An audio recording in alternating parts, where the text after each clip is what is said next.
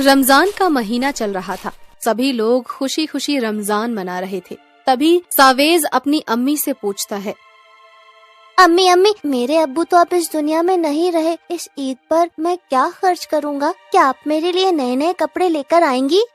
बेटा, तू तो जानता ही है कि मेरे पास इतने पैसे नहीं होते कि तुझे अच्छा सा कुछ दिला सकूं। मैं तो रमजान में भी तेरे खाने का इंतजाम भी जैसे तैसे करती हूँ।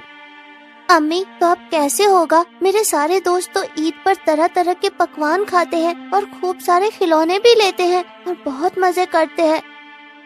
क्या करूं बेटा, मैं मजबूर हूँ। बस अल्लाह का शुक्र है कि हमारे पड़ोसी हमें खाने को दे देते हैं। भले ही रूखा सूखा सही, हम शाम को अपना पेट भरकर सो तो जाते हैं। तो क्या अम्मी, हम पूरी जिंदगी ऐसे ही रहेंगे? नहीं बेटा, हमें ऐसे रहने की जरूरत नहीं होगी। तू देखना, एक दिन अल्लाह सब सही कर देंगे। उसकी रहमत सब पर होती है। बस दिल में नेक नियत होनी चाहिए। बाकी का काम अल्लाह पर छोड़ दो। अम्मी, लोग कहते हैं कि हम सब अल्लाह के बंदे हैं। क्या ये सच है? अगर ऐसा है तो अल्लाह हम पर रहम क्यों नहीं बख्शता? क्यों हमारी परेशानी दूर नहीं करता? बेटा, हम सब उसके ही बंदे हैं। वो अपने बंदों पर अपनी रहमत बनाए रखता है। देखना, एक दिन अल्लाह हमारे सारे दुख दूर कर देगा। उसकी रहमत और करामत हम पर जरूर बरसेगी। सावेज ये सुनकर बाहर की तरफ जाता है और उसकी जेब में सिर्फ 2 रुपए पड़े थे। तब एक फकीर उसके पास आता है और कहता है, अरे बेटा, बहुत भूख लगी है, मुझे कुछ खाने को दो। बाबा, मेरे पास कुछ खाने को नहीं है। मैं तुम्हें खाना कहाँ से खिलाऊं? अरे बेटा, मुझे सच में बहुत जोर से भूख लगी है। कुछ थोड़ी बहुत मदद हो जाती तो अल्लाह तेरी भी मदद करता बेटा। बाबा, मेरे पास तो बस ये 2 रुपए है। अगर इससे आपकी भूख शांत होती है तो ये लो, मुझे कोई एतराज नहीं है। बेटा, तुम मेरे लिए इन 2 रुपए में कुछ लेकर आ जाओ। अल्लाह तुम पर रहम बरसाए।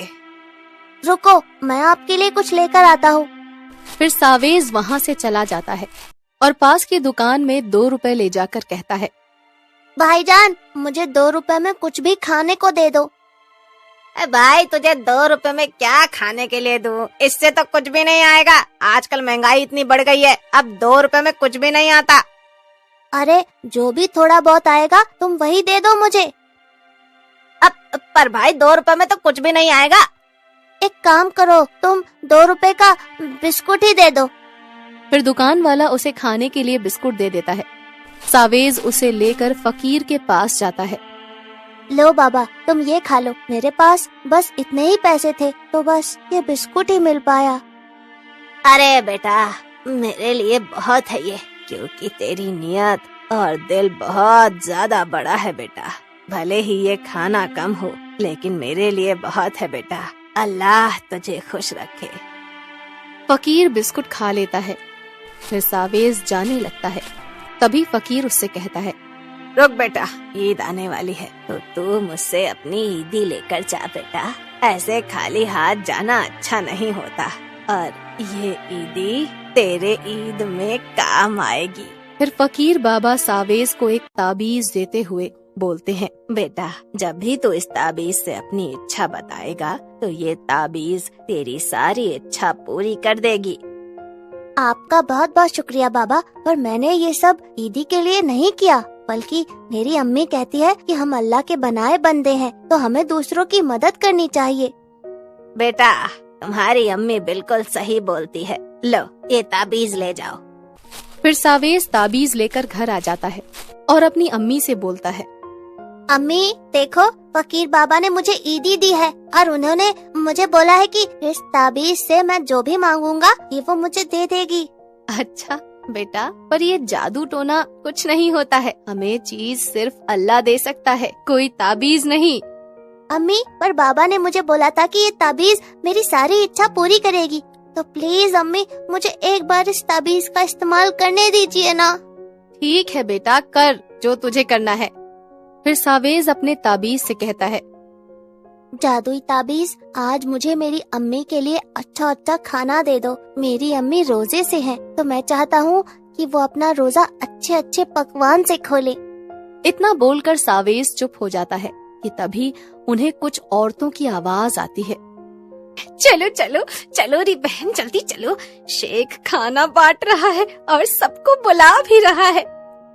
औरतें इतना ही कहती हैं कि सावेज के घर के दरवाजे पर शेख आकर कहता है, बेटा क्या हुआ, तुम खाना लेने नहीं आए? चलो जल्दी खाना लेने चलो, आज मेरी तरफ से सबको खाना दिया जा रहा है।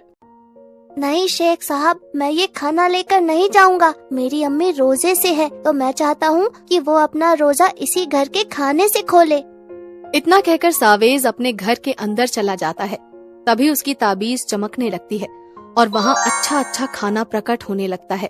ये देखकर सावेज बहुत खुश हो जाता है और अपनी अम्मी से कहता है, अम्मी देखो, मैंने कहा था ना कि ये फकीर बाबा ने बिल्कुल सही बोला था। ये ताबीज सच में जादुई ताबीज है। देखो इसने कितना अच्छा अच्छा खाना प्रकट किया है। हाँ बेटा, तुमने बिल्कुल सही बोला था, ये वाकई जादू है जो अल्लाह ने किया है। अम्मी अब आप देखना, हम गरीब नहीं रहेंगे। तुम सही कहती थी कि जब बंदे की नियत सही हो तो अल्लाह उस पर कृपा करता है, और वही हुआ। मुझे एक फकीर ने जादुई ताबीज दिया जिससे हमारी सारी जरूरतें पूरी हो जाएंगी। हाँ बेटा, अल्लाह सब पर रहमत बख्शता है। देखा, आज उन्होंने हम पर भी रहमत बख्शी है। अम्मी कल ईद है, तो मैं आपके लिए एक अच्छा सा सूट मांगता हूँ और अपने लिए एक अच्छा सा कुर्ता और टोपी और बहुत सारे पैसे भी मांगता हूँ, ताकि गरीब लोगों की मदद कर सकूँ। फिर सावेज ताबीज से सब चीजें मांग कर सो जाता है। अगली सुबह वो देखता है तो उसकी अम्मी के लिए एक नया सूट और उसके लिए कुर्ता टोपी और बहुत सारे पैसे रखे थे, जिसे देखकर सावेज बहुत खुश हो जाता है। बेटा सावेज, चलो अब हमारी इस जादुई ईद में हम और गरीब लोगों को शामिल करते हैं। फिर सावेज ने अपने सभी गरीब दोस्तों को भी इस जादुई ईद में शामिल किया और अपनी खुशियों को उनके साथ बांटकर दुगना कर लिया। इस तरीके से सावेज ने अपनी जादुई ईद सभी लोगों के साथ मनाई।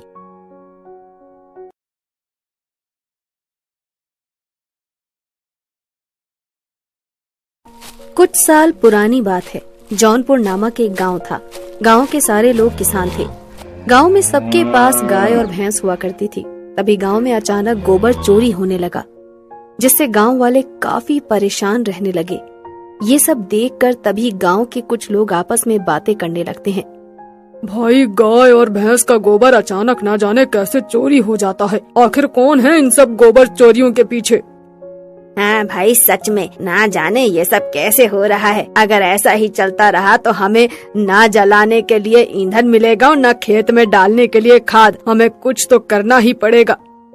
लेकिन भाई, मेरी समझ में ये नहीं आ रहा, आखिर वो चोर गोबर की चोरियां क्यों कर रहा है? उसको गोबर चोरी करके हासिल क्या होगा? तभी वहाँ पर मौजूद रमेश बोल पड़ता है। हो ना हो भाई, कोई व्यापारी गोबर चोरी कर रहा होगा, जिससे वो खाद बनाकर ऊंचे दामों में हम किसानों को बेच सके और ज्यादा से ज्यादा मुनाफा कमा सके। जो भी ऐसा कर रहा है, हमें उसका पता लगाना ही पड़ेगा। आखिर कौन है जो ऐसा कर रहा है? ये रोज रोज गोबर चोरी होने की वजह से 2 दिन से हमारे घर में खाना भी नहीं बना है।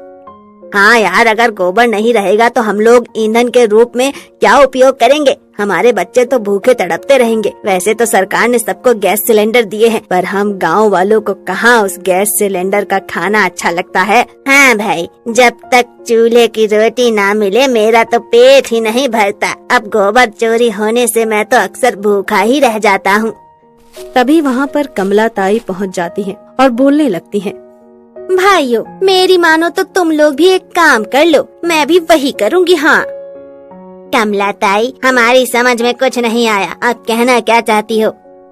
भाइयों, मैं तो अपनी भैंस के आसपास जादू मंत्र करवा दूंगी, जिससे मेरी भैंस सुरक्षित रहे। हो सकता है कोई भूत प्रेत हो जो ये सब कर रहा हो। कमला ताई, तू तो हमेशा से ही ऐसे ही जादू टोने पर विश्वास रखती है। भला अब जानवर पर कौन भूत आकर हमला करेगा और कौन सा भूत गोबर को चोरी करेगा? हाँ भाई, तुम लोगों को जो लगता है वो करो। मुझे तो लगता है किसी चुड़ैल के ही काम है ये, क्योंकि मैंने पहले भी इसके बारे में सुना था। मैं तो मंदिर जा रही हूँ पुजारी के पास। पुजारी से बोलूंगी कि मुझे भूत प्रेत को दूर करने वाली भभूत दे दो, जिसे मैं अपनी भैंस के चारों तरफ डाल सकूँ। हाँ तभी कमलाताई मंदिर जाकर पुजारी से भभूत मांगने लगती है। बाबा, आजकल मेरे गांव में गाय और भैंस के गोबर चोरी हो रहे हैं। पता नहीं कौन है जो ये सब कर रहा है। मुझे तो लगता है कहीं भूत प्रेत का चक्कर तो नहीं। कृपा करके आप हमें भभूत पर मंत्र पढ़कर दे दीजिए, जिससे मेरी गाय और भैंस दोनों सुरक्षित रहें। तभी पुजारी बाबा अपने कमंडल से भभूत निकालकर उसमें कुछ मंत्र पढ़कर कमलाताई को दे देते हैं। ये लो भभूत, इसको सूरज ढलते ही गाय के चारों तरफ डाल देना और दिन निकलते ही इकट्ठा कर लेना, जिससे इसका असर खत्म नहीं होगा और यह ऐसे ही दिन रात काम करता रहेगा। जाओ। पुजारी बाबा, आपका बहुत बहुत धन्यवाद। आपका उपकार हम पर ऐसे ही बने रहे।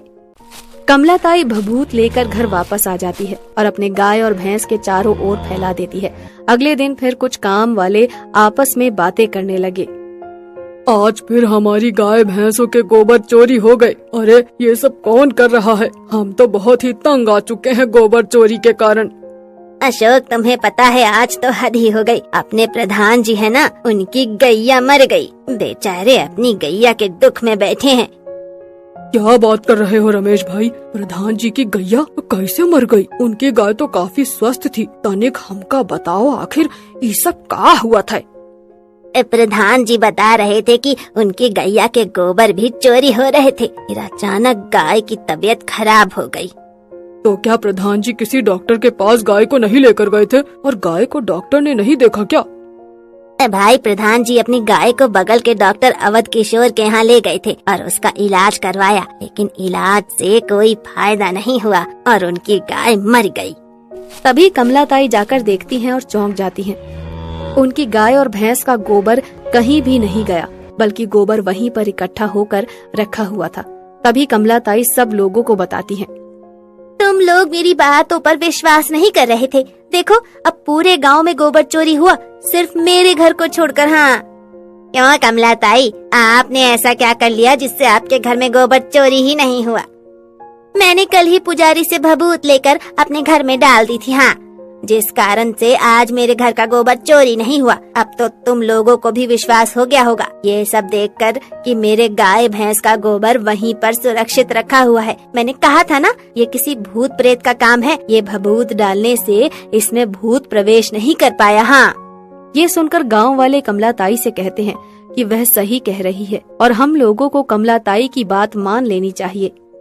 हमें कमलाताई के ऊपर विश्वास कर लेना चाहिए था। आज हमारे जानवर भी उस चुड़ैल की चपेट में नहीं आते और हम लोग भी खुशी खुशी रहते। फिर गांव के सभी लोग कमलाताई के बताए हुए तांत्रिक के पास जाते हैं और वहां से भस्म ले आते हैं। फिर अगले दिन सब अपने अपने जानवरों पर डाल देते हैं। तभी चुड़ैल चिल्लाने लगती है और ये सब देखकर उनके पास नहीं जा पाती। ये सब करके तुम लोग अच्छा नहीं कर रहे हो। मैं तुम्हारे जानवरों को खा जाऊंगी और मैं सारे के सारे जानवरों को मार डालूंगी। और चुड़ैल फिर काफी भयानक दिखने लगी और काफी जोर जोर से चिल्लाने लगी। सारे गांव वाले मिलकर फिर बातें करने लगे। अरे भाई लोग, कल तक तो ये जानवर और गोबर चुराती थी, आज तो ये जानवरों को खाने की बात कर रही है। हम सबके जानवरों की रक्षा कौन करेगा? अगर जल्दी कुछ नहीं किया तो ये सच में सभी जानवरों को खा जाएगी। अब तो कमलाताई ही हम सबकी मदद कर सकती है, वरना हम सबके जानवर मर जाएंगे। फिर सारे गांव वाले मिलकर कमलाताई के पास जाते हैं और उनसे आग्रह करते हैं कि हमारे जानवरों को उस चुड़ैल से बचा लिया जाए, नहीं तो वो बर्बाद हो जाएंगे। अगले दिन फिर वह चुड़ैल गांव में आ जाती है। आज मैं तुम सबके जानवरों को खाने आई हूँ। सभी जानवर आज मेरा भोजन बनेंगे। सभी जानवरों को मैं खाकर काफी शक्तिशाली बन जाऊंगी। तभी वहाँ पर कमलाताई चुपके से आकर चुड़ैल के बाल काट देती है और फिर चुड़ैल चिल्लाने लगती है। तांत्रिक बाबा ने कमलाताई को बताया था कि चुड़ैल की सारी शक्तियाँ उसके बालों में होती हैं। छोड़ दो मुझे, छोड़ दो। मैं तुम लोगों के जानवरों को अब नहीं खाऊंगी। मुझे जाने दो, माफ कर दो मुझे। मैं तुम लोगों से अपने प्राण की भीख मांगती हूँ। मेरे प्राण बख्श दो। आइंदा से मैं इस गांव की तरफ नहीं देखूंगी, जाने दो। देखते ही देखते चुड़ैल पूरी तरह से जलकर राख हो जाती है। फिर सारे गांव वाले मिलकर कमलाताई का शुक्रिया अदा करते हैं और उनसे कहते हैं, कमला ताई, आप अगर हम लोगों की मदद नहीं करती तो हमारे गांव के सारे जानवर उस चुड़ैल के हाथ लग जाते और वह चुड़ैल मार कर उन्हें खा जाती। आपकी बात हम लोग पहले मान लेते तो आज ये दिन नहीं देखना पड़ता। आपका बहुत बहुत धन्यवाद कमला ताई। प्रधान जी, ये तो मेरा कर्तव्य था कि सारे जानवरों को उस चुड़ैल से बचाना। मैंने बस अपना कर्तव्य निभाया है, इसमें धन्यवाद की क्या बात है। उसके बाद से गांव में ना कोई गोबर चोरी की घटना घटती है और ना ही कोई चुड़ैल किसी जानवर को हानि पहुंचाती है। फिर सभी गांव वाले आपस में खुशी खुशी मिलजुल कर रहने लगते हैं।